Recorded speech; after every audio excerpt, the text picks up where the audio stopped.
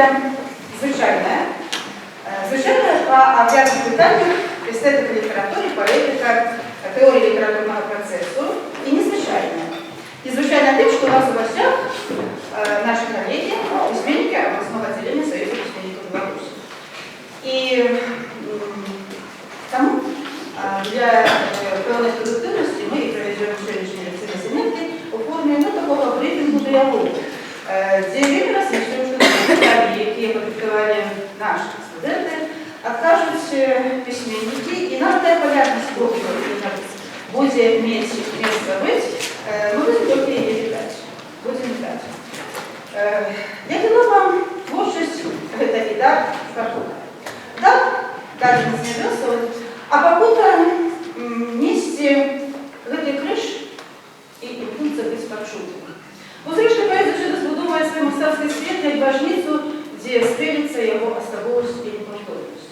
І я мяркую, што для кожнага філолага у Павловцы, нашай павловскай альма-матары, вядомыя вось гэтыя радкі буду пець не за песню для вас таксама. Буду пець, бо люблю свайго краю поляну. Буду петь, бо люблю песни загнанную. Буду петь, бо мне дар ты, бо мне славу. И для нас было важно не то, что в этой строфе уживается 9 вядомых мастацких троков, а тому, что важно для творцы буду петь. И тому зараз для нас важно творчий дар, який він, яке його послання, якими золотинками він оздоблений. Зрештою, що йому сприяє, а що впливає, чого він залежить. На гэтай питанні і многие інші нам покажуть наші колеги, письменники, поети, писаї. І зараз має слово старшиня Грузинського обласного відділення Союзу письменників Білорусі Людмила Донов-Юрьевич, яка я хочу привітати з нашою аллеєю аудиторію. И, конечно, мы попробуем представить сложного скорее.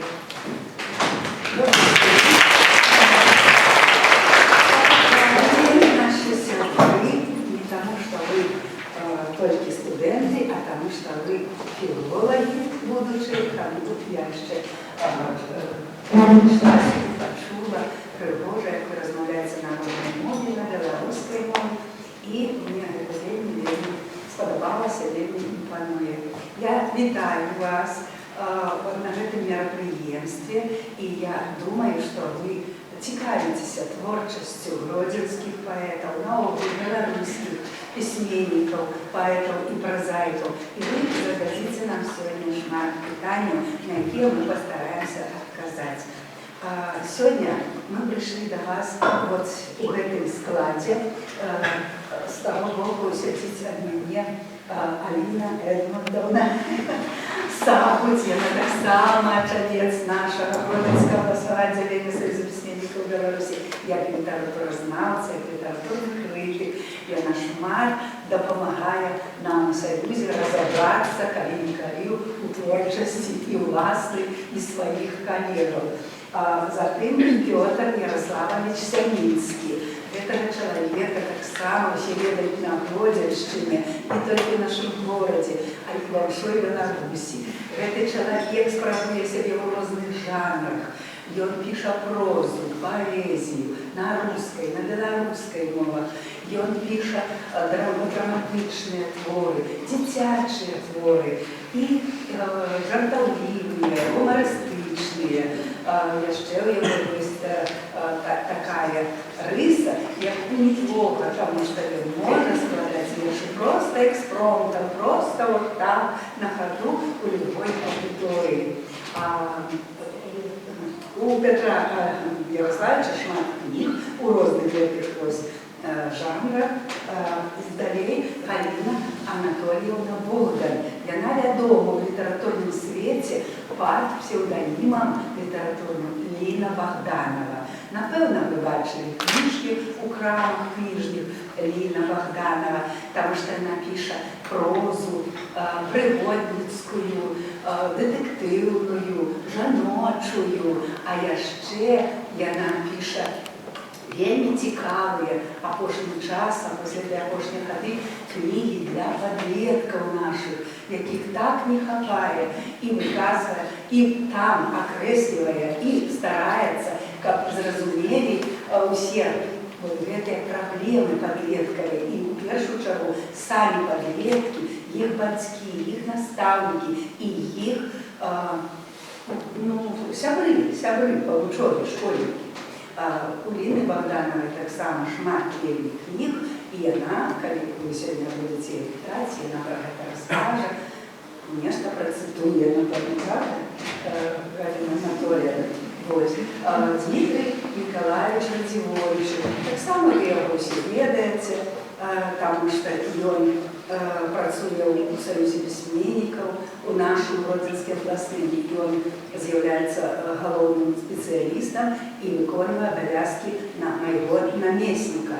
І ў гэтым плане, і ў плане літаратурнага і творчасці ён вельмі паспяховы і выніковы, таму што ўсё тое, што адбываецца у нас у Гродні, у Гродзенскай вобласці, у розных раёнах, у точках, все тое, што ён піша, ён выкладае на сайт. І дзякуючы гэтаму вы можете пачытаць, што дзеецца у нас у Гродзенскім абласным аддзяленні. А дзеецца шмат і ўсяго самага цікавага.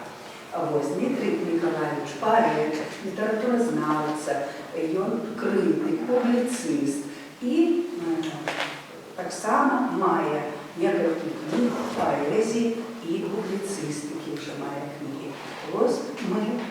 Я, Людмила Антоновна Манкевич, старшыня Гродзенскага абласнога аддзялення Саюза пісьменнікаў Беларусі. І я паэтэса, я пишу прозу, маю уже некалькі кніжачак, я перакладаю з польскай мовы, з рускай, з украінскай. Нават быў у нас такі вопыт, мы з Дмітрием Николаевичем з азербайджанскай перакладалі некалькі апавяданняў. Пра гэта вось усё вы можете у нас пытацца. Калі ласка. Добрага нам сёння настрою. Давайте не осоромиться и активно давайте проведем это занятие брифинг. Добро? Всем доброго вечера.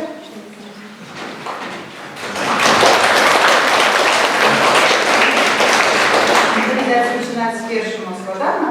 Я думаю, що у нас наспіло много питань.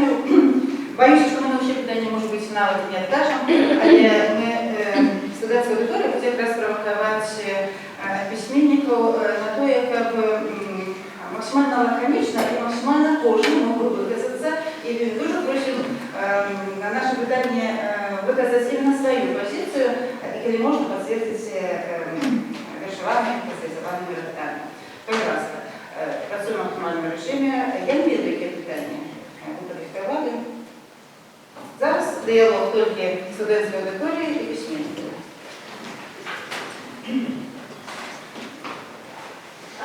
Хотіла би запитати, як ви стараєтеся саме робити персонажів? Які сроки створення персонажів? Можеш на польській мові говорити. Так, зрозуміло, пожалуйста. Почав я буду кожен відказувати на це питання. Хочеться, правда? Так хочеться почути з кожного з нас, так? У меня это стихийный процесс. Есть несколько типов героев, но я вот несколько лет назад проводил встречи в библиотеках города, которые были объединены темой «Лирический супергерой». Вы знаете наверняка несколько вот таких распространенных супергероев, да, как Человек-паук, Супермен, Бэтмен, да, вот у меня тоже есть. Да, почему бы нет? Вот мой лирический герой — это человек, который преодолевает себя, преодолевает обстоятельства, преодолевает вот эту такую, некие превратности судьбы своей и также становится в один ряд с этими вышеназванными уже персонажами. я пишу в основном верши, и я лічу, що у вершах і у прозі створення образа персонажа зовсім по-розному відбувається. Тому що у поезії у першу чергу, на перший план виступаю власне я. Ось те, що в мене в душі. Ті почутті, відчування, ті ураження, які я отримала за день, або в дадений момент одразу вірш складається. Ось. І тут уже я не керую ні сродками, не придумую нічого. Так, як воно пишеться, так і пишеться. А ось коли я створаю оповідання чи оповість, там я задумываюся про теорию литературы, что образ мой, героини, героя, повинен иметь некие характеристики. И тогда я специально, перечитываючи, гляджу, ага, тут маловато мовних діалогів, тут, у яких проявляється характер моего героя, тут маловато пейзажа, я могу дописать несколько там сказов, а там ось нема ніякого описання його твару, ті там постаті його і поводзины. В основном, конечно, это отбывается как раз поводзины у моей прозе. Ось так. Для меня рождение героя – это процесс стихийный, но мною управляемый. Я иду, наверное, все-таки от ситуации, поскольку у меня такой жанр приключенческий, мне бы хотелось всех моих героинь, в основном это женщины, понятно, я сама женщина, и каким-то образом понимаю их больше, чем мужчин. Вот, от ситуации иду острой, какой бы не хотелось, чтобы оказались мои близкие люди, и пытаюсь своего героя противопоставить этой ситуации, то есть, в конце концов, чтобы был хэппи-энд, такой аккуратный, не американский, такой сдержанный, ровный, белорусский. Вот. И в процессе работы, конечно, я тоже погружаюсь в этот образ, я думаю ее мыслями, и я совершаю поступки относительно вот ее каких-то там поведенческих моделей, которые представляю, и постепенно образ рождается все-таки сам. Иногда я даже удивляюсь тому, что он получился не такой, как первично я бы хотела его видеть. Вот. Да, естественно, это поступки, да, естественно, это переживания героини, да, естественно, мотивы, которые я вижу. Ну и где-то есть и описание внешности, потому что это читатель любит, ну как без этого. Хотя иногда хочется без внешности, потому что каждый представить может, во-первых, сам, как ему хочется. И это творчество читательское я очень уважаю и приветствую. С другой стороны, иногда это я. И описывать саму себя мне не очень хочется. Да, я экспериментирую со своим собственным образом. Но, тем не менее, стараюсь где-то описание добавить. Спасибо. Ну, для меня главное это дать имя своему герою, и звичайно я буду собой його уживаюся. Мені будуть два персонажі, які провочають мінську. Ну, перший з них, моє прозвище Чужерук, Жар Загребалов. Чужерук. Ну, я думаю, тут уже сама прозвище тлумачила, як він жив. Так ось, коли я його видумав, мені треба не жити, як і він. Я вже не буду переказувати, що було, коли я був, уявляв собі Чужерук, Жар Загребалов, але бувало всяке.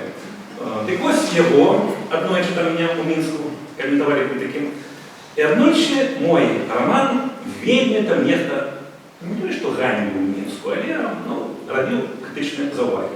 І каже, там природа не описана, характером не описано, але у тебе есть один персонаж, пригоди якого хочеться перечитувати, уявляти собі. Я вже так стою, там, бачиш, мов, ораву вирос, і питаю, а що це за персонаж? І там некий Ярослав Заркопадов, нікому невідомий гродненський поет. Як ви думаєте, з кого я його писав? Безумовно. Тому тут уже було сказано, що автор пише себе. Ніде там у літературного є така думка, що б не писав автор, про кого б він не писав, усе ровно він пише про себе. Тому, коли я хочу, как тримався добрий персонаж, треба просто ужиться в його, уявити себе тим самим персонажем, нечто робити, як він недовго, некоторий час. Какую книжку не напишешь? Не запишешь. Если он отпустит, я успею. Бывает такое, бывает, что не успеем. Бывает, что не пускаем. Ну что, взял там, не отменим, мы не сыпем сегодня отменим.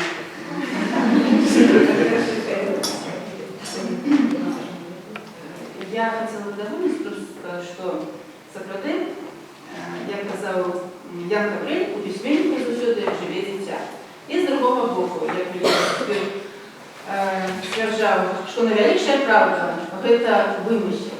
Той вимисел, який все ж таки, про що ми говорили на практичних занятках, де поміж авторським «я» і «я ліричним героєм» все ж таки поставиться знак рівності, а не «я» ні. І як би нам письменники не розказували зараз про своїх героїв, ми все ж таки спокушаємо, просимо, читайте свої творы. Это такая солода, вот совершенно сказать. Можно? Да, возникла ось Петр Ярославович сказал, что у кожного письменника живе дитя. Ні, це ви сказали, да? Это говорить, звичайно, про дитячих письменників. А я вот вельми часто думала, а що ми, дорослі письменники, гуляємо? А ми якраз і гуляємо у книжки. Ми пишемо книжки, і ось ми вживаємося в ці образи, і якби ми, це наша гульня. Розумієте, наогул говорить, і поезія – це забава, і проза – це гульня. От, справді, це так. Ми, напевно, гуляємо усі. У своїх персонажів видумуємо їх, як ляльки. От, ми їх пригожуємо у своїх книгах, а потім наоборот, і виказуємо своє досвід. Оставляем и выходим в их свет. Я сказал Алексей Маркович, что литература – самая большая забава, как сдерживаться с людей. Мы не воспринимаем это литературу. Нет, но мы разумеем, что это не так. Это пожартовал. Ну там же дальше питання возникли. Які теми вас хвилюють і як вони висловлюються в вашій творчості?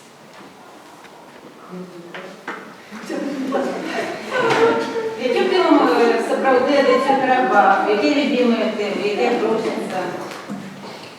А вот там, где темы, уже вы можете почитать.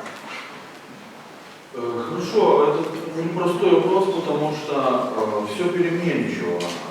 Вы видите, как переменчив окружающий мир, и чтобы быть востребованным, чтобы иметь своего читателя, нужно каждому творческому человеку, не только литератору, всем людям, увлеченным идеей творчества, пристально следить и отзываться на перемены, которые происходят вокруг. Мы видим, что время сжимается, и если еще лет 5-6 назад существовали какие-то другие моменты, достойные выражения в творчестве, например, в моем, я буду говорить за себя, то сегодня все изменилось. Сегодня мне хочется быть проще, мне хочется быть доходчивее, понятнее современнику нашему человеку. Ну, это новый человек, да, вот, собственно, вы его и являете. Такая вот модель нового белоруса, человека прогрессивно мыслящего, человека, очень глубоко погруженного в виртуальное пространство, в информационное пространство, с какими-то, конечно, своими жизненными приоритетами, со своими интересами, да, со своим кругозором. И вот порой бывает нелегко автору найти свою тему интересную и себе, ему же, и своему потенциальному читателю. Потому что есть литераторы, которые и интернетом не пользуются, и компьютером не пользуются. Поверьте, такие люди, пишущие, еще живут, они также издают книги, также занимаются литературой. И вот им тоже, они живут в каком-то своем мире, в своем измерении. Им тоже предстоит решать эту задачу. Им тоже предстоит как-то преодолевать путь к читателю, чтобы затрагиваемые их творчестве темы были интересны и вот этому уже измененной в этой модели нашего современника, нового человека. Я не знаю, будет ли уместно мне что-либо сейчас читать, но главное, то, что меня в тематическом диапазоне сейчас занимает, интересует, это поиск самого себя, поиск человеком какой-то гармонии, чего-то вечного, чего-то не подвластного изменению окружающего пространства, ментального, информационного, духовного.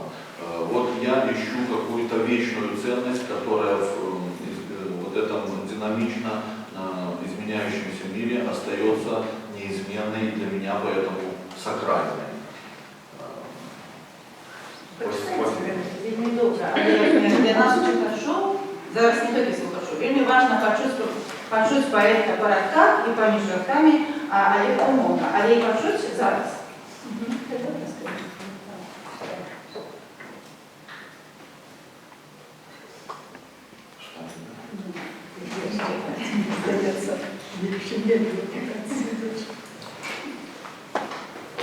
Элегия.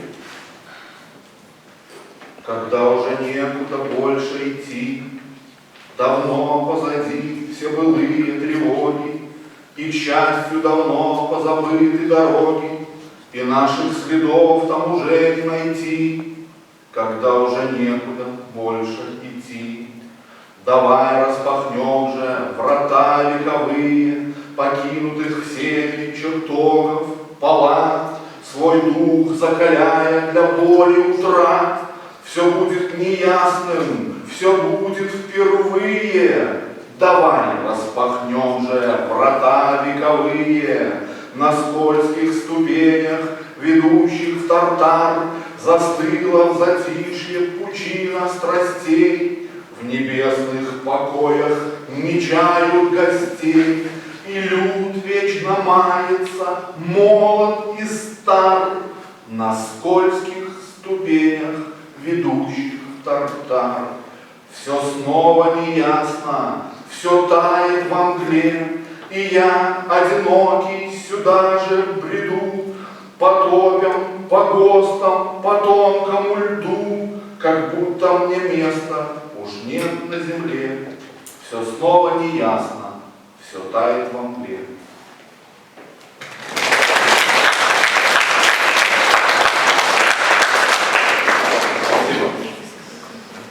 У меня тема вельми просто окреслені.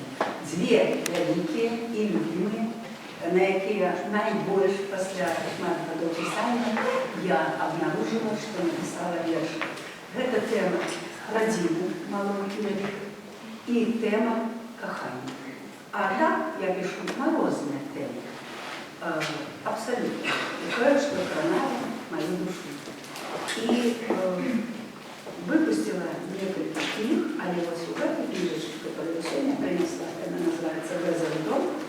Я собрала как раз 3 верши, которые написаны про родину. И хочу прочитать вам один из этих вершей. Я причем пишу про великую, про малую, я прочитаю вот такие верши. «Моя маленькая родимая» называется. «Моя маленькая родима, по ланцужкам твоих дорог я столько ботиков сходила, и зашуканствовал, и тревог. А як тебе мне не хапало на тых спякотных островах, хоть океан шептал ласкаво мне про кохання по ночах, хоть легкий ветрик думки гушков, яны упартые, усё ж ляцелі стомленою птушкой у край, где снег, у край, где дождь. Моя маленькая родима, заўсёды сердцем я с тобой, и ни одно сусветным дивом не затуманить образ твой.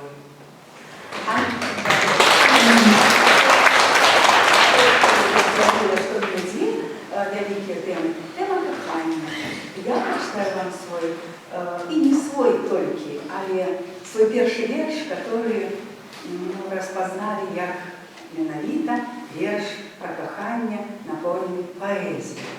Называется он «Кошек зора». Я от зорного святла до тебе развесы шла. Полный кошек, спелых зорок, одному тобі несла. Кораблы там нешта вез на шляху моей души. И в очей твоих мороз ты, зорки, потуши. Я вертаюсь одна, раскошлатый лес густых, до небесного родна, только кошек мой пустых.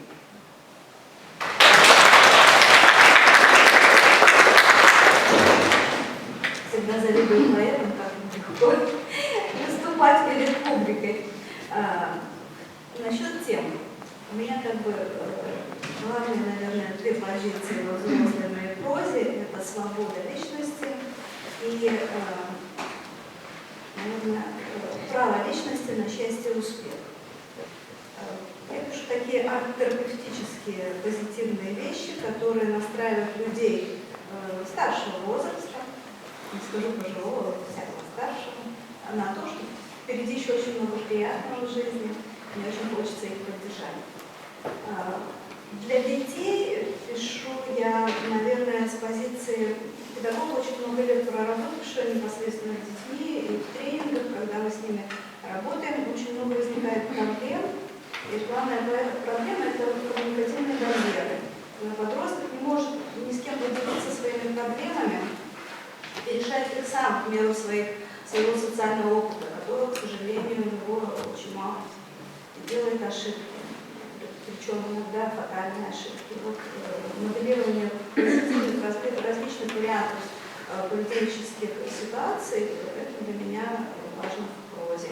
Поскольку я по теме вам не могу прочитать так коротко и ясно, я по первой, если вы позволите, теме, по образам героев немножко прочитаю, потому что это проще мне, поскольку рассказ читать минут 15 надо, не буду вас утомлять, поэтому взяла два рассказа, и начало описания, такие достаточно для меня типичные, когда я не расписываю форму бровей и цвет глаз, а как-то иначе подхожу к этому и отдаю на откуп автору все остальное. 37 лет своего пребывания на планете она представляла собой сплошное пастельное облако. Ни одной яркой краски, ни единой резкой линии. В жизни ее тоже было бесконечно, все было бесконечно нежным. Ощущения, чувства, окружающие вещи. А еще люди, животные, события и, конечно, цвета, звуки, запахи. Мысли, чувства, эмоции. Можно было до бесконечности перечислять компоненты этого безупречно чистого и ровного эпизода в жизни человеческой цивилизации. В один прекрасный день Мона, а как еще можно назвать подобное явление, ну и так далее. И второй вариант, это из рассказа «Декретный отпуск» бабушки Зины. Зинаида относилась к тем женщинам, которые по праву могли отнести к себе крылатое выражение. Между 20 и 30 я прожила 30 замечательных лет. Теперь она скромно тупила очи и небрежно отмахивалась на вопросы о возрасте уже за 30, не вызывая ничего, кроме восхищения мужчин и зависти, естественно, не у них. И собиралась повторить сей подвиг в последующем десятилетии, имея на то все основания. Ну, вот такие вот героини. Читаешь сначала и сразу увлекает. Хочется все до конца читать, правда? Я по образованию физик. Учусь в нашем университете. А физики это все экспериментаторы. Тому я экспериментовал у литературы. Починав після скончання вуза, потім у меня «Черная Русь». Вы видите, что наша Каменщина – это «Черная Русь». Была целая поэма, там были переказы легенд. Але у меня сказали, навошта, есть там додатники. Потім я працював наставником физики 3 годы. Потім я свою другий бок, физики не стало. И я стал экспериментовать с фантастикой. 3 сборники фантастики, все чудовно. Ник скончился эта тема. Потім я стал пародистом. Это была моя тема. Я пародировал всех, кого ведал, кого не ведал. А и это ніяк зникло. Але життя йде по спирали. И когда я скончил наш вуз, я писал про Чорную Русь. И ось апошнія 3 годы я знову вернувся до этой темы. Але коли тоді, в молодості, я переказывал відомі легенди, то теперь я спробую сам не ствараць ці то казкі, ці, як кажуць у Мінску, фэнтазі на тему легенд гарадоў Радыўшчыны. Вось недавно быў фестываль, там, ці свята паэзіі у Слоніме. Вось пра Слонім атрымалася амаль экспромтам. Вось такая ці то казка, ці то легенда. Называецца она «Вогненны мамонт».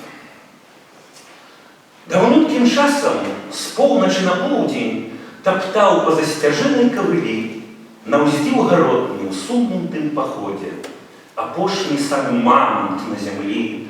Ён ведаў, што сябровак не сустрэне, бо паглынулі жорсткі ледавік. Ён ведаў на жыццёвай арэне, ён безнашчадны лёсавы тупік. У селішчы нізінным ля рачулкі гарэў сасновы бор і вецер нёс агонь у бок жыццёвага прытулку людзей, што адышлі на сенакос. Пажар швар'яцеў ад асалоды, знішчаў усё да самазабыцця. У хаце ля бліжэйшага гароду ад жаху гучна енчыла дзіця. Закусіў у момант мамонт прагароду, пачаў валіць ствалы гарэлых дрэў, ён хобатам збіваў агонь ля плоту, а праз хвіліну ўжо і сам гарэў. Шчацінне палымнела, чуўся лямант, агонь ад сціплай хаткі адступаў, так вогненны апошні самы мамонт дзіця зусім чужое ратаваў. Дабег ледзь мамонт вогненны да рэчкі і з галавою плюхнуўся ў заліў. Там гладзенькі зрадзіўся быццам свечка, нібыта яго нехта пагаліў. Ці правда, ці для дзетак небыліца, што раніцай той мамонт быў жывы, са шчары ён паспеў вады напіцца і некуды пайшоў за паплавы. Яго паклонам людзі праважалі, за цудам ацалелых хат і ніў. Рукамі наўздагон яны махалі слану, што ад агню іх засланіў. Ад ворагаў і ад агню заслоне пачаў жыць люд у дзіўнай старане. Мястэчка называцца стала Слонім. Хто хоча, хай паверыць мне, хто не.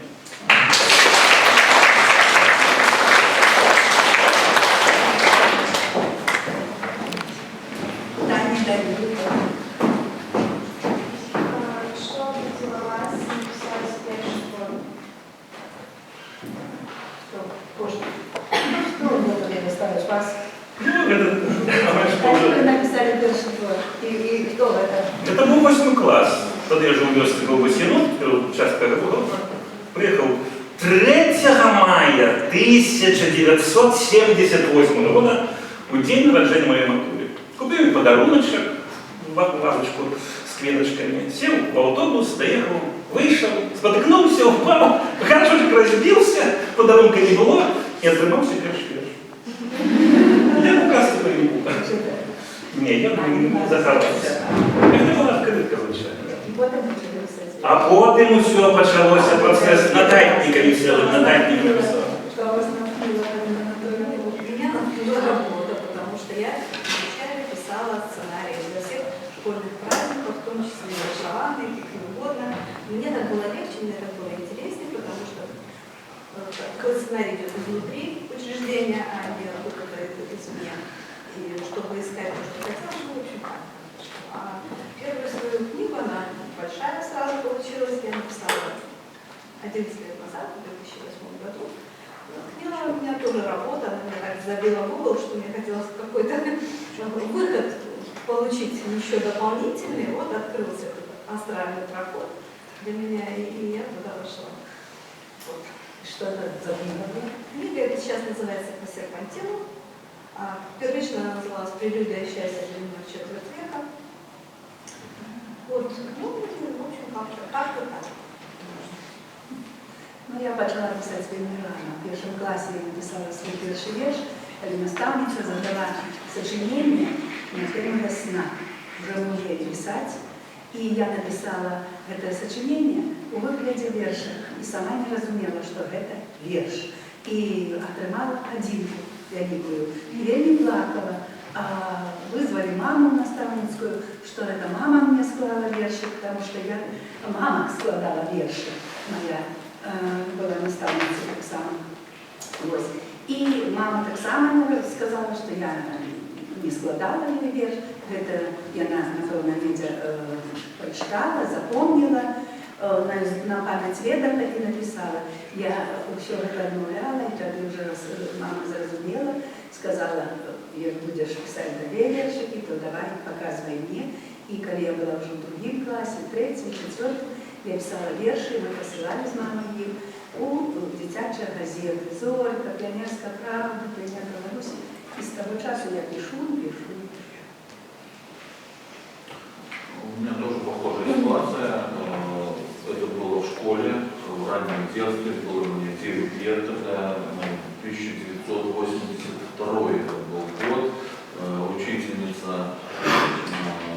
у нас проводились такие информации тематические, вот раз в неделю, и нам было задано на эти информации, почему-то я их очень любил всегда, наверное, потому что на них можно было проявить какие-то свои качества, которые нельзя было проявить на других уроках. И вот было задано принести какие-то стихотворения или другие литературные произведения на заданную тему. Было это выдержано все в таком определенном идеологическом ключе, но вы знаете, когда вам 9 лет, наверняка вы еще хорошо это помните, хочется и с друзьями где-то провести время, погонять мяч. Не получилось подготовиться, принести эти произведения, и получилось написать нечто самому. Да, сам написал. Вместо того, чтобы принести чужие стихи, я написал и прочитал стихотворение собственного сочинения. Оно было таким очень пафосным, опять-таки очень идеологически отформатированным. И мною было даже получено на вот этой тематической прединформации, была получена 5 по литературе. Это значит зарабатывать автор. Профессионально. Давайте я тоже заработаю что-нибудь, если не главное, хотя бы что-нибудь такое. Тоже было сказано, что я порой пишу буриме. Вы-то знаете, что это такое? Давайте от вас 10 слов, и пока кончится наше мероприятие, я надеюсь, что-то получится. Итак, любые слова, желательно особые. Может даже, которые я не знаю смысла, может быть, литературное что-нибудь. Любые слова, 10 слов. Натхнення. Натхнение, добро. Это я долго лето. Еще. Дитинство. Будем по-белорусски. Добро. Детинство. Но еще несколько. Конечно, это больше свежим. Огонь. Огонь. Суница. Кислород. Филология. Кислород, филология. 2, 4, 6. Парасон. Парасоны, что ли? Сребро. Парасон и сребро. Ну, еще 2 пропорчных слова. Роса. Роса. И... Навзаем. Чего? Навзаем. Читала я. Ну, я запишу, это место. Ну, а от вас еще одно и все. Еще любое слово. Можно Сусвет. Что? Сусвет. Судовому. Все, дякую.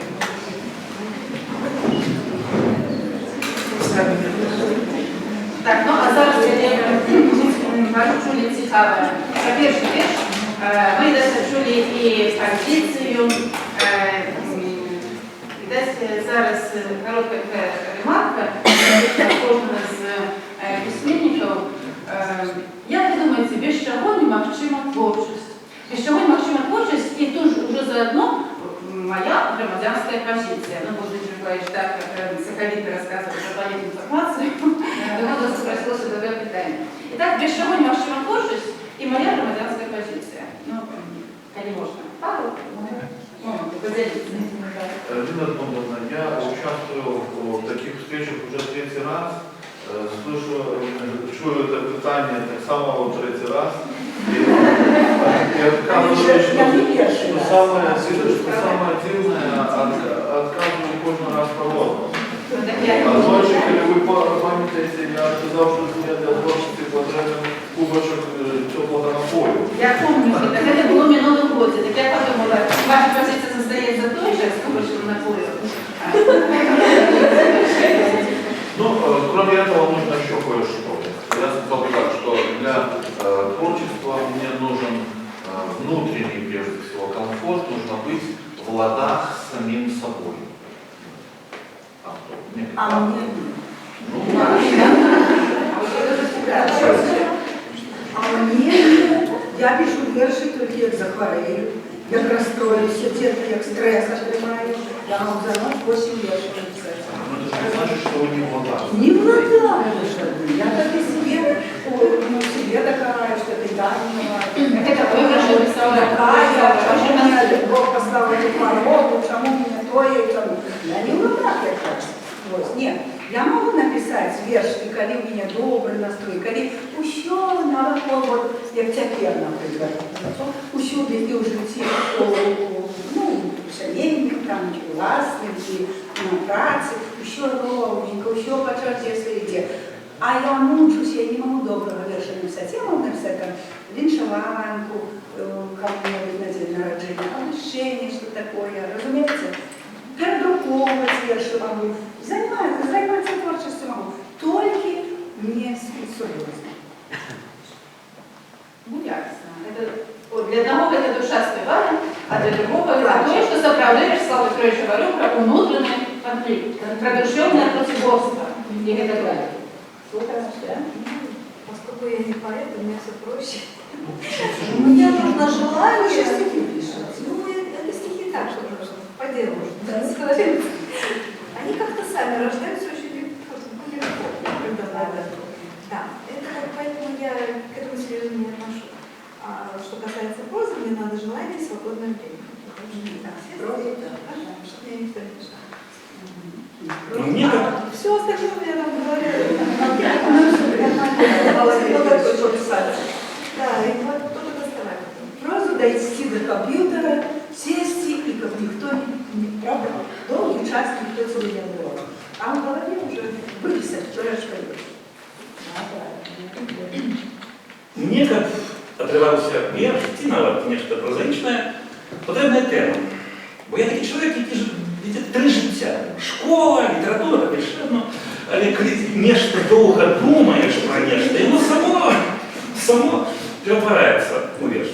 Бо я спробував вірші вимішувати. Пробачте, так мовити, древно вчиться, але там сидиш і по ночам, і днем там нечто пишеш.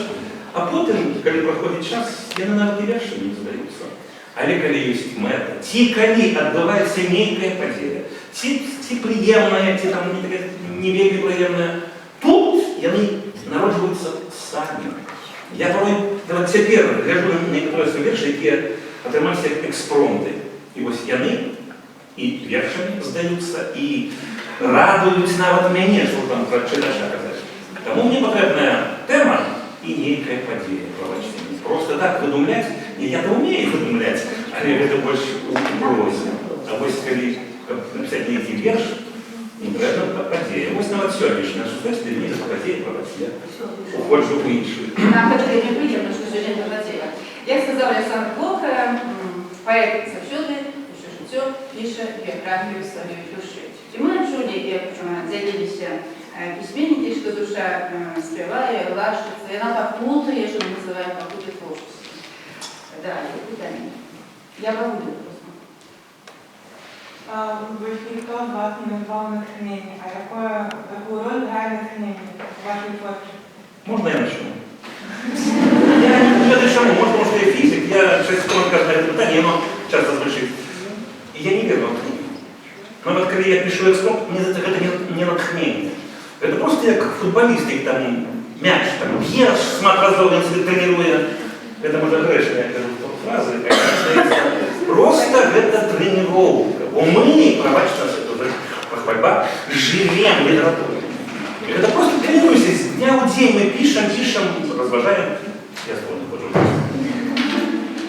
Я не могу с Петром Ярославовичем согласиться, потому что вдохновение это все для творца, потому что что это как раз таки тот месседж космический, который нельзя оценить рационально, его нельзя осознать, но только после его получения мы ощущаем потребность и способность что-то создать, что-то написать. Если нет этого месседжа, если нет этого посыла на уровне каких-то вот тонких миров, это, повторюсь, опять-таки не поддается рациональному постижению, то не будет и той магии, пресловутой магии творчества, о которой наверняка вам уже приходилось слышать. Это такой очень волшебный для меня процесс, связанный со связью, простите, с психологией между различными мирами, между миром людей и миром тонких материй, между миром духов и миром таких вот материальных вещей. Поэтому вдохновение – это главное. Вдохновение – это как раз таки и есть связь с космосом, связь с ноосферой. Ну, для меня так само натхнение вельми важный фактор у творчости, и я не могу его обмовлять, потому что, як можна тоді зрозуміти таку з'яву. Серед ночі подхоплюєшся, кладешься спать як нормальный человек, серед ночи подхоплюєшся, тому що пошли ногти. І до раниці можеш не заснути. Як биться тобі нехто диктує. Справді, треба народитися, поэтому это Божий дар. Але потім реалізуватися уже допомагає життю. Вот что может послужить натхнением для меня, например? Вот вышла я на улицу, поробила еще справа добре, и я побачила эти клёвые, и там речетку, что бежит, идут на рынок, людей идут привозят, идут девчатки, хлопчики такие, шабеты, Боже правда. Все, у меня такой настрой добрый, и все эти отверши просто той самой речетки. Тому я верую натхнение, и натхнение приходит само по себе. Сапраўды, я аж адчуваю гэта на сабе, калі вот уже ў гэтыя гады, што гэта не падуладны працэс, не хачу сачыняць пачуць, яно прыходзіць аднекуль знавёз. Доброе. Мне остается, что это не важно творение, увлекая натхнение, если натхнение нарожается творение, не это важно. Еще кто-нибудь? А еще какая-то Я вообще как-то вдохновленная, у меня и работа творческая, и я постоянно в этом состоянии, оно меня несет как облако какое-то. Я его практически не замечаю, но я знаю, что оно где-то рядом всегда, поэтому я его и не назвала своей прозаической ипостаси. Спасибо. Так, сапраўды правильно, что весь час сочиняю. Нават, коли вот мне сказал, что нават, коли письменник стоит и глядит за окно и ничего не говорит, это не значит, что он не працует. И он в этот час складает верши, обороты, масштаб, Ну так, есть понятие мова поэзии, мова музыки и навык мова тишины. Еще кто-нибудь? Когда-то в 10 классе мы с группой учеников увлекались творческим переводом. То есть нам было интересно, какой будет перевод, если, допустим, сравнить, взять какое-то оригинальное произведение на древнем языке и просмотреть несколько переводов разных писателей. Даже с нашим учителем русской литературы Галиной Еленой Владимировной мы проводили несколько таких открытых уроков, на которых мы даже прямо перед людьми сравнивали, какая-то группа людей сравнивала перевод, какая-то группа людей переводила с оригиналом. И вот все очень по-разному. Как вы считаете, какова роль писателя в самом переводе? Важен ли перевод человека или же важен больше оригинал? Есть ли что-то свое от писателя, что добавляется в переводе? Иногда и не узнать, что это было бы то произведение. К сожалению, у нас и такие бывают переводчики, но здесь присутствуют переводчики. Я сама ничего не перевожу, кроме английских и немецких текстов, касающихся проекта народной жизни. Мы переводим с Дмитрием Николаевичем. Ви ведаєте, вельми цікаво. Я вельми шкодую, що я не ведаю досконало, наприклад, англійської мови. Я так мало зрозуміти які тексти, агульні пісні переслівають. Але ж так, як от розмовляти, так як на белорусской, на русской мове, я не вмію. А это, чим більше мову ведає чоловік, тим більше ширейший його кругогляд. Ён може більше прочитати, особливо в оригіналах. Так як, наприклад, наш Георгій Іванович Киселев з Волковиська, він перекладає з оригіналу німецької мови, він перекладає з французької мови. Розумієте, як він читає на французькій, на німецькій, що все це розуміє і робить ці переклади. Ну, у мене є так само велика практика перекладу. Я переклала оповесть и оповедание Александра Навродского, письменника из Варшавы, «Тень его анёла» называется эта книжка, на белорусскую мову. Вот это вся книжечка на белорусской мове. Оповедание там чудовное, и оповесть европейского взрыву, и такая по тематице, такие же по тематице, вот я в Европе пишу. Тому мне было, например, вельми цікаво. Але вы ведаете, я не перекладала. Я хотела, чтобы это было близко до текста, потому что это цікаво, близко до текста. И слово, например, есть аналог в польской мове и 3 белорусских слова. Я шукала, чтобы это слово было больше докладно передавало, это и стиль автора я хотела заховать. Но не всюди удавалося заховати стиль автора, тому що тоді сенс губляли, якби ці очутці там персонажів. Ну, а так, я лічу, що коли берешся за переклади, то повинен вельми відказно до этого ставиться, тому що тут треба показати автора этого нашому читачу, а не себе у першу чергу. Вот. И книжка-то подписана Александр Навродский, разумеется, только переклад мой. И там люди будут глядеть, ага, коли Пригожа написано, значит, им надо обовязково поглядеть. И коли правильно перекладено, или поглядеть, кто перекладал. Тому тут роль перекладчика вельми великая и отказная. Навіть чим більше, чим коли пишеш свою прозу, свої вірші. Вот так, вот так. Тому, задоволені. Я відбулася презентація в Варшаві, і я признана за який минулий год лепшим перекладчиком польської мови я приймала на Держцьонах за рок. Так що можу похвалити.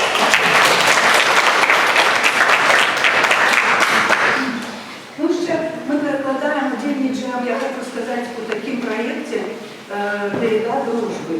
Это проект, фестиваль, кожен год відбувається у Ростовской области, село Покровское, Миклиновского района. Там дільничає Росія, Беларусь і Україна. І наші старі наставники, як вилічаться, і молоді автори запрошаються туди. Ми досилаємо по 10 своїх віршів, і вони перекладають нас на українську і на русську мову. А нам досилають по 10 віршів, по 2-3 автори, які ми перекладаємо з української, з русської на білоруську. І тоді виходять книжки, такі колективні зборники з цими перекладами. І от випускниця вашого університету, філологічного факультету білоруської літератури Аліна Павловська, яка вже працює наставницею у вашій школі, 39-й школі. В 39-й школі вона їздила в цьому році, ой, в 40-й, я вічно говорю тогда, в 40-й школі вона їздила в цьому році на фестиваль, і вона, по-перше, за свої переклади отримала перше місце, диплом першої ступені, а по-друге, вона заставалася на школу, курсы такие перекладчиков, отримала сертификат професійного перекладчика. Так что вот такие у наш проект успехи. И вы можете поделиться, кто пишет, переласка до нас приходится. Дякую. Дякую. Ну, зрозуміло, що поет, ну, ці творці перекладчик і талент його перекладчика, і талент творця – це різне. І зрозуміло, що один з самих складних перекладів – це переклад мистецький. Переклад мистецький, видать, для перекладчика самое головное все ж таки передать, что творилось на душе автора самого мистецтва. І ось тут цікаве поняття, цікаве словце, я хотілося за його, прозвучала стиль. Стиль. Можна я скажу це? Вот изучение ради мову, есть понятие то, что обникнуть. Мы живем в Беларуси, зрозуміло, що мислення наше національне, але є поняття мова поезії, і наскладане, є поняття мова музики, музичний стиль. Есть такое поверховное понятие, что спочатку поэта учить музыка, поняття словом, якби навіть не анатоміруючи те, що відбувається у строфу, віршу, врешті у рапі. І ось мені таке питання. Це принципово для вас, на якій мові писати, або коли ще ж таки приходить закличиться, є покликання таке написати на, хто пише на русской мові, на білоруській мові, яким чином, чи ж не є зрухи ось у світочуванні, певним чином продається це те, що все ж таки нельзя сказати, зміняється стиль, але перенашується нечто у техніці складання. Для тих, хто пише не тільки на русской мові, а на білоруській, ті, хто пише на білоруській, і сподобається на русській. Знаете, я лишь упомянул воспитание неких судей. Я починав як рускомовець. Але коли приїжджав в Мінськ, мені здавався Мінськ, це нечто інше, некий інший сусвет. І коли заходив у редакції, звертався по-білоруську. И меня здивило, когда в Минске редакция, там жаншины, я так думаю, ой, какая у вас прекрасная белорусская речь. Это было потому, что я не возносил на русской мове, а у Минску, Минск, редакция. И у меня нечто там залезло, як вам сказать, не то, что обидать, але мне захотелось усё ж иметь зносный по-белорусски. Я працую в школе, Гродненской школе, где один Гродненный класс, уже не один, их уже несколько параллель, скажем так, где все предметы выкладываются на белорусской мове. Правда, это мало, это можно от стороны наказать. А все равно на свой предмет я хоть у чверть раз все равно веду на белорусской мове. Не ведаю, что это мне такое. Це некая боротьба, починав я як рускомовний. Але ось тепер, мені самому здається, що моє білоруськомовні вірші навіть звучать більш оригінально, ніж русські. Навіть я були свої перекладаю русські на білоруську мову, і вони звучать значно легше. Що це? Ті по порыву душі. Мелодичність, це знайшлося. Але некоторые треба не то, що примусити себе, а почути некий там поклич некуди з себе. Бо коли примушать себе розмовляти по-білоруськи, не тримається. Треба чути некий зов. Это то, что называется душу тримая дух, душа шпилеет воду. Я русскоязычный автор, потому что я, хотя живу большую часть своей жизни в Беларуси, но обучалась в русских школах, и стиль у меня мышления такой русский, я отношусь, ставлюсь до белорусской мовы, несколько годов выкладала на белорусской, потому что по після розмірковання працювала в белорусской школе. Но, тем не менее, для меня родным остается русский язык, и я буду веком влюблена, когда Татьяна будет. Да, спасибо. Хотя я очень люблю и ценю и мелодику языка, и мне очень нравится и песни, и слушать своих собратьев по Перу. Вот, любовь у меня такая. Ну, я белоруска от головы до пят. І завжди вельми любила мову белорусскую. Хотя училась в русской школе, закончила русский филфак Родинского тяжкого университета. И все было на русской мове. И первые верши я писала вот в первом классе, и в другом, третьем, до 17 годов на русской мове. И песни писала на русской мове, издавала.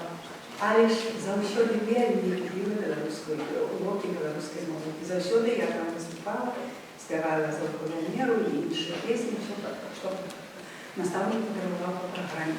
А лишь 17 год я не скажу, что не заговорили во мне мои белорусские вены. Я не завжди во мне жили. Але мне так захотелось писать по-белорусски. Я не ведаю, чому. Я написала свой первый верш по-белорусски. И с того я завжди пишу по-белорусски, теперь уже принципово.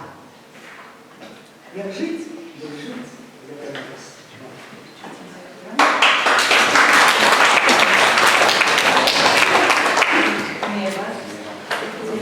Я, наверное, белорус от головы до пят.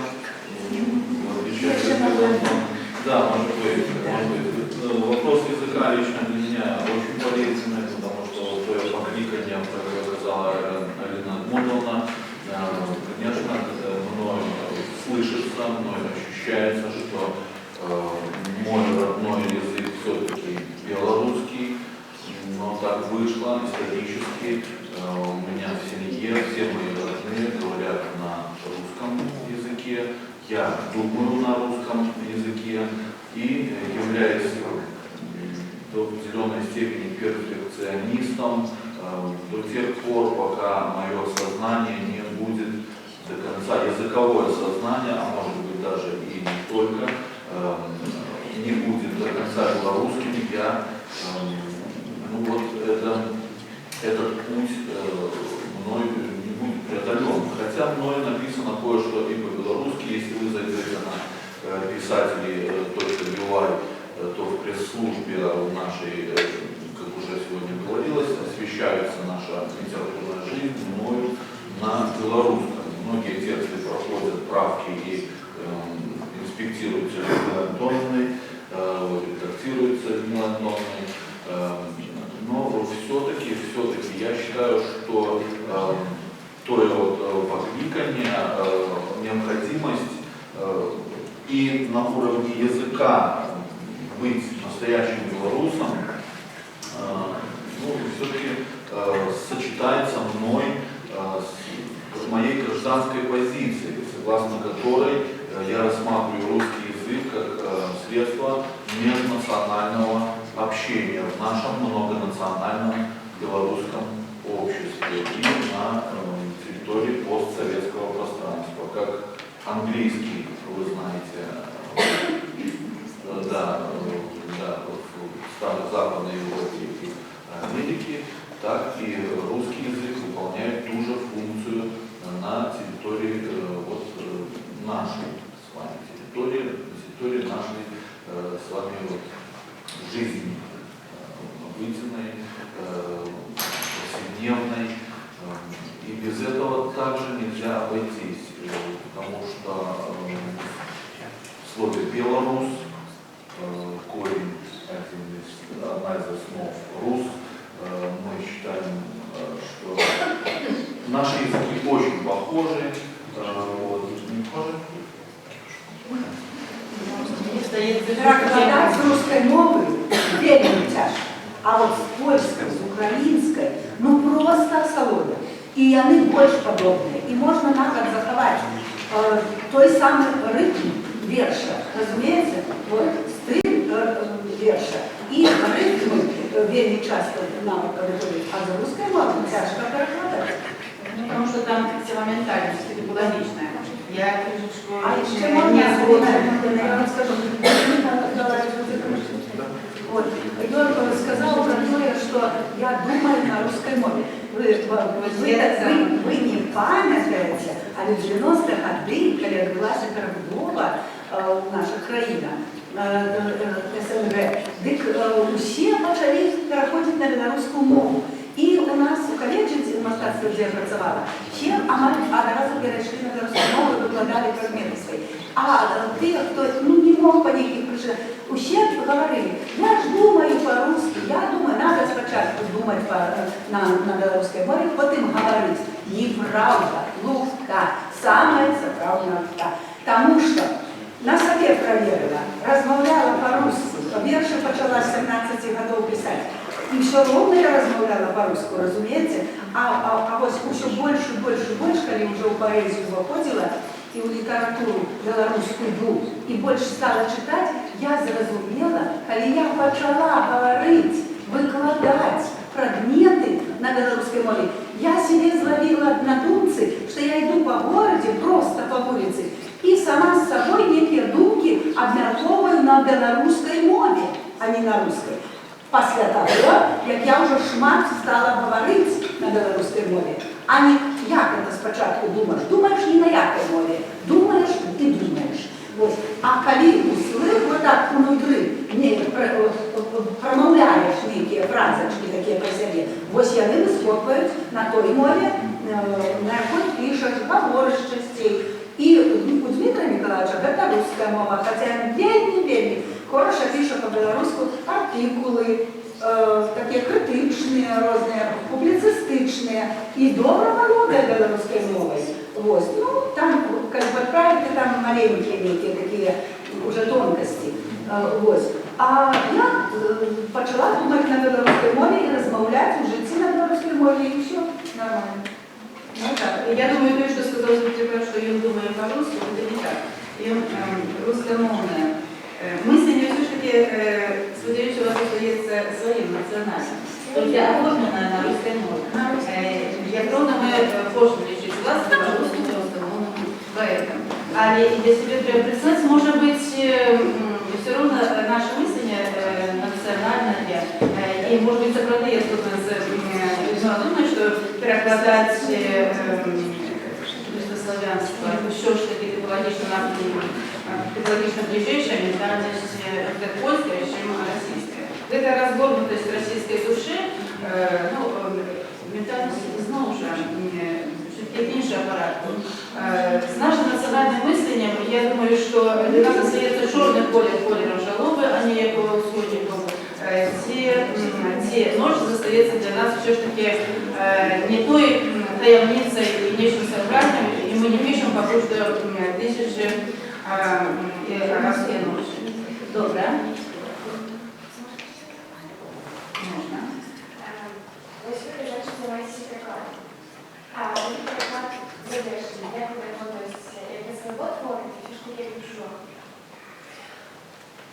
Ну, вы ведаете, вот мы нам с Дмитрием Николаевичем на сайт ставили эту книжку, и вот куды я поцікавилась, як мне лечить этот твор. Конечно, это и мой твор. Это твор Александра Новгородского, але это и моя книга. Это книга моего перекладчика. Она не особистая, я говорю, ну это ж я зробила ее на белорусском, конечно, это и мой твор. Потому что я ж мать сюда вклала. И души, и часу. Конечно, потому что переклад – это процесс больше. Да. А кроме того, я хочу сказать, чим я нас корисно. Я польську мову розуміла, я розмовляла, пісні співала, там, дитинство. Але ж я не перекладала эту книжку про компьютер. Ну, вот, знаете, там, перекладчику, Google, Яндекс, я не перекладала. У меня лежал польский текст вот так, и я за компьютером погляджу сказ, и одразу на компьютер на белорусской мове погляджу, и одразу на белорусской мове. И все это было худшее намного, чем когда бывает английский, еще как перекладаешь. И потом только я мастацкий, конечно, выдержала, и все принялось. Ще це залежить від якості перекладу. Мені Сяба в Городні, Ігор Суботін, Ён піша выключна па-расійску, але частяком просне перакладзі на беларускую мову. Я там перакладаў яму, але былі 2 ці 3 верша, мы так добра атрымаліся, што я хацеў схлусіць і не паказваць іх ему. Мне здалося, што маё, так было, не хотелось отдавать. Ваше тоже, потому что, вот смотрите, даже перевод текстов в сценарий идет, и пишут где-то в телефоне, ну, например, или в программке, что автор сценария, а потом ниже пишется автор самого произведения. То есть это тоже как самостоятельное произведение, да, но никто не умаляет роли праотца его. Да. Это коллективный труд, как бы, двух людей. Вот и все. Потім польський письменник Захар Климович порівняв переклад з поцілунком праці в школі. Но разом з тим, ми розуміємо, що все залежить від самого перекладчика, є випадки у літературі і не менше степені у поезії, де народ переклади ці особливі, що строфи вірш, ці народ цілком легше, ніж оригінальний. Твор у оригіналі. Разом з тим, це все ж таки творчий процес. Добре читання. І бодай, що це опошнє питання. Ми зараз у нас буде змінити ремарки, а опошнє змінити.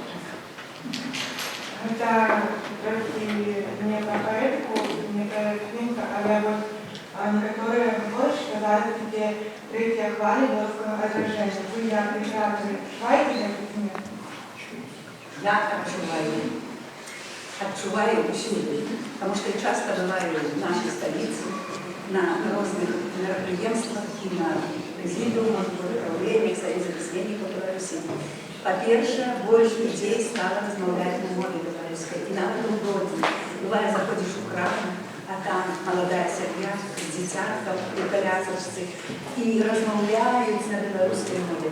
Это чудовно. По-другое, мы чули, что нас запрошают на зустрічі в школу, в бібліотеки, і усе більше Дмитрий Миколаевич веде, просить белорусскомовных поэтов. Разумеете?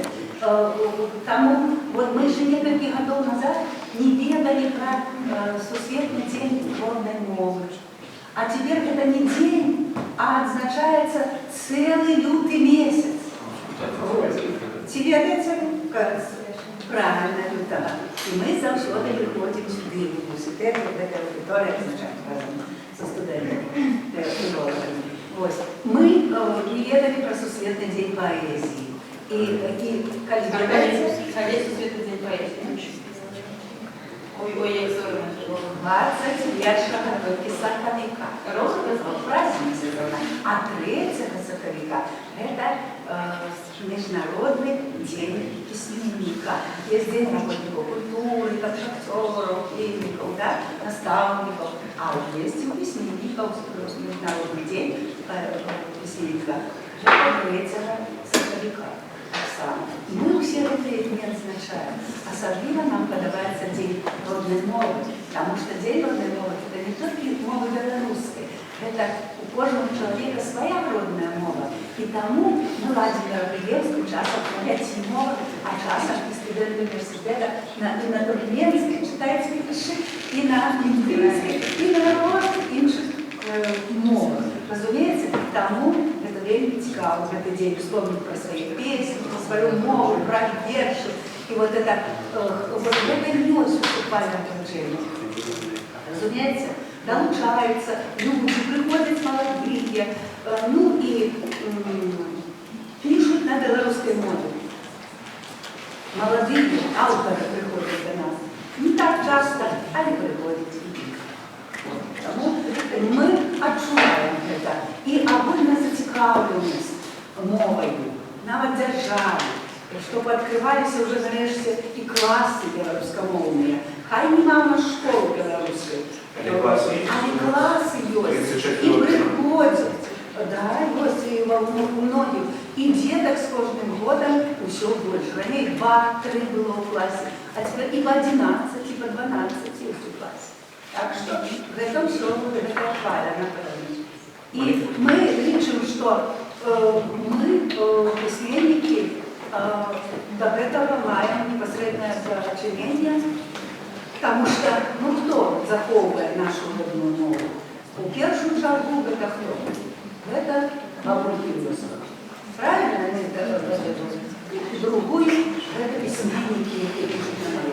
І третє – це наставники мови, літератури, які викладають у школах, у садочках, і в університеті, які показують характер цієї мови нашої.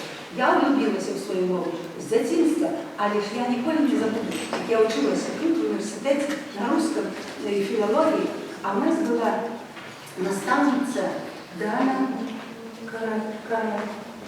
Короткевич.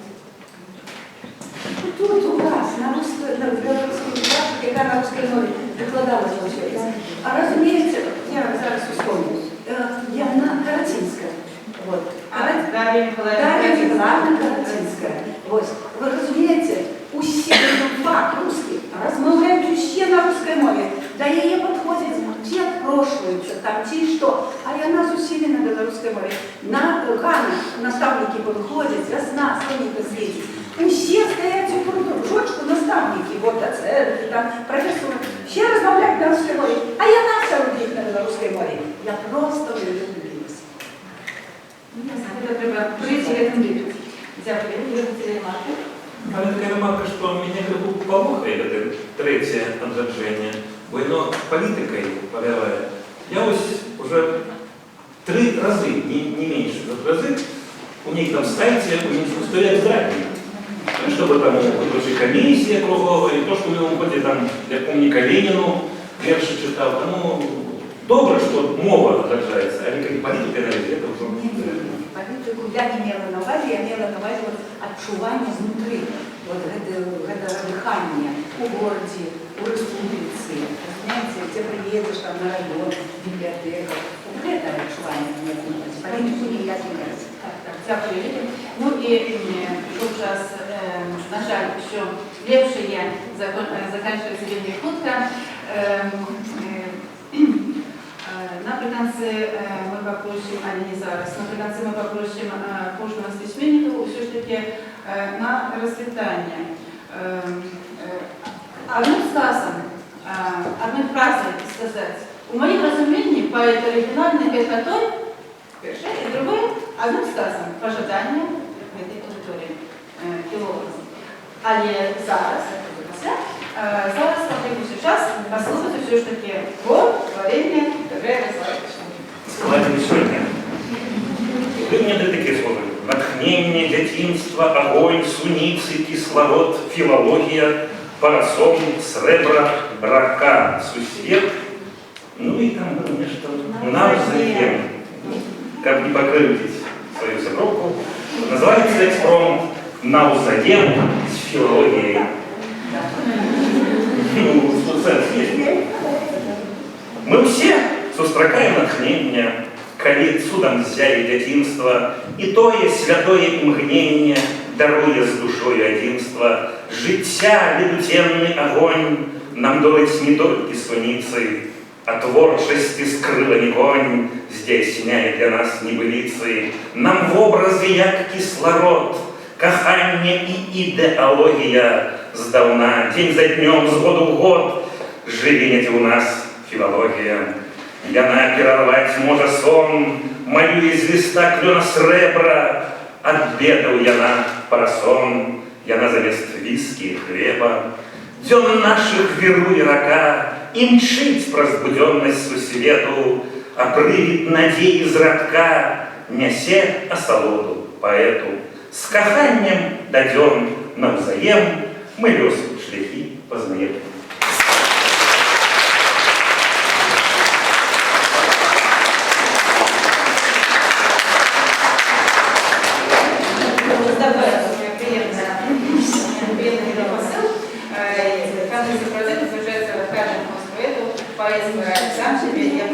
Ну і зараз, коли можна невеликі ремістісні ремарки, оригінальний поет – то і своє ожидання нашим студентам. Тому що, видать, слухателі і аудиторії, так само і сні, хто пише, ці є ще п'ять фактично. Гарно ремарки. Оригінальний поет – це Петр Сергійович. Мається на увазі у моєму уявленні оригінальний поет. І одночасово це прожидання. Для меня это поэт, человек, який завжди, і днем і ночью імкнеться бути неподобним на інших. Я і вам жадаю уметь бути неподобним. І там літератури, хоч мало використання, у викладанні. Можно все житье и не стать оригинальным. Я вижу, что оригинальный поэт это выпендрежный. Поэтому все свои могу и хочу нечто показать, какое я опыт. Это так самое, как у музыканта. Есть у меня один знакомый композитор гродненский, который напишет музыку, а я в нее разбираюсь, и в гармонии так само. Я говорю, ну не подходит тут такие аккорды, ну он же реже слых, а он кажется, то не так, как у всех. Он не нашел. Разумеется? Я скажу по поводу о стиле. Павел Пикассо когда-то сказал, у него нет настоящего стиля, но он придерживается новых идей. Как вы думаете, о ком он сказал? У него нет настоящего стиля, но он придерживается новых идей. Спасибо. Он сказал о Боге. Бог такой же художник, как и все, и он создал обезьяну, жирафа и кошку. И еще одна цитата. Она личность, и в этом ее стиль. О ком и кто это мог сказать, как вы думаете?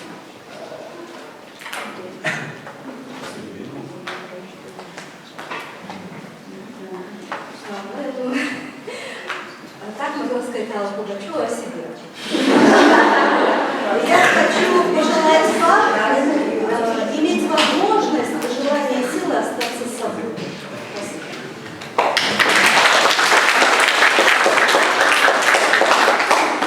Желаем все поверженно читать. Как вот настрой Иван Миродать, который у меня есть вверх классики, поэты помогают учиться у классики. И дальше этот верш там раскрывается, а мне это, и все. И я кончаю так. Хай іншие поэты вернутся у классики. Ніколи ж не отважится скакать. Для верша классики, портреточка, кахани и ясны. Вот скачите, покой молодые, и по филологии, и по поэзии, и по эстетике, и по теории литературы. А у всех веток, как я вам даю, с радостью до того отрыгливается до такой ступени веды, как вы сами могли нечто уже захотели створить. Благодаря людям фундаменту классичного ведом ніколи человек не сможет ничего сам створить. В общем, оригинальный поэт – это человек в поиске, и этого самого творческого поиска я всем вам всей души желаю. Ищите, не ленитесь, не стесняйтесь, не опасайтесь ошибаться и заблуждаться. Потому что именно такой поиск, состоящий и из шишек набитых, и из заблуждений, ценнее всего и эффективнее.